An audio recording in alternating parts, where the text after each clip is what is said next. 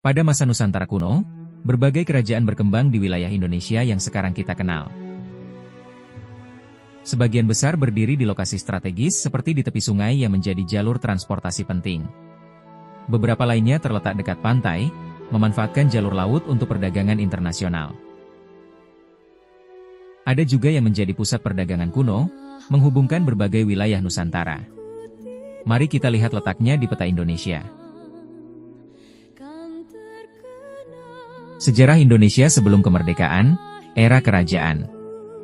Kerajaan Majapahit tahun 1293 sampai 1527. Kerajaan Hindu-Buddha terbesar di Nusantara. Kerajaan Majapahit didirikan pada tahun 1293 Masehi oleh Raden Wijaya, menantu dari Kertanegara, raja terakhir Singhasari.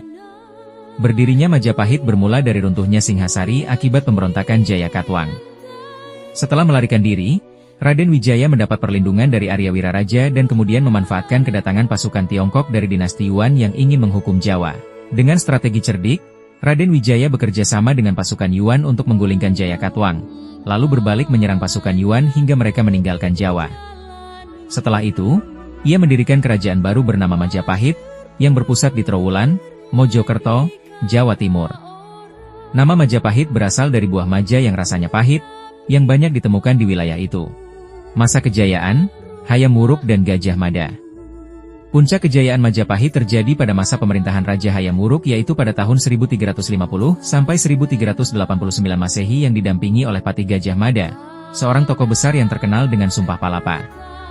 Dalam sumpah tersebut, Gajah Mada berikrar tidak akan menikmati palapa, kenikmatan hidup, sebelum menyatukan seluruh Nusantara di bawah Panji Majapahit. Berkat kepemimpinan politik Hayam Wuruk dan strategi militer serta diplomasi Gajah Mada, wilayah Majapahit berkembang sangat luas, meliputi hampir seluruh Indonesia saat ini, ditambah sebagian semenanjung Malaya, Singapura, Brunei, hingga Filipina Selatan. Majapahit menjadi kerajaan maritim dan agraris besar dengan jaringan perdagangan internasional yang kuat, menghubungkan pusat perdagangan di Asia Tenggara hingga India dan Tiongkok. Sistem pemerintahan, ekonomi, dan budaya. Majapahit memiliki sistem administrasi kerajaan yang terstruktur, terbagi ke dalam wilayah negara agung, negara bawahan, hingga daerah-daerah taklukan. Ekonominya sangat maju, memadukan pertanian, perdagangan, dan pelabuhan internasional. Para pedagang dari Tiongkok, Champa, Siam, India, hingga Arab berlayar ke pelabuhan-pelabuhan Majapahit seperti Canggu. Majapahit juga menjadi pusat budaya dan perkembangan sastra Jawa kuno. Banyak karya besar ditulis pada masa ini, termasuk Negara Kertagama oleh Hempeu Prapanca dan Sutasoma oleh Hempeu Tantular, yang melahirkan semboyan Bhinneka Tunggal Ika. Seni bangunan berkembang pesat, melahirkan banyak candi, gapura, dan arsitektur bata merah khas Majapahit. Peninggalan-peninggalan penting. Majapahit meninggalkan berbagai situs sejarah, seperti Candi Tikus, Candi Bajang Ratu, Candi Penataran, serta kompleks arkeologi Trowulan yang dianggap sebagai ibu kota terbesar kerajaan Jawa kuno.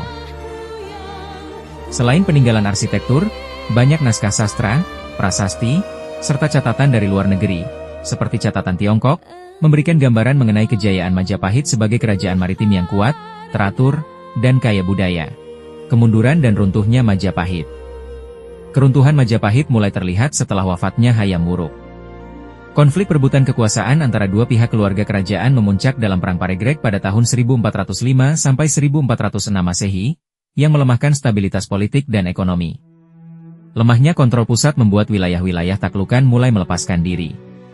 Sementara itu, pengaruh Islam semakin berkembang di pesisir utara Jawa, melahirkan kerajaan-kerajaan Islam baru yang mengambil alih jalur perdagangan.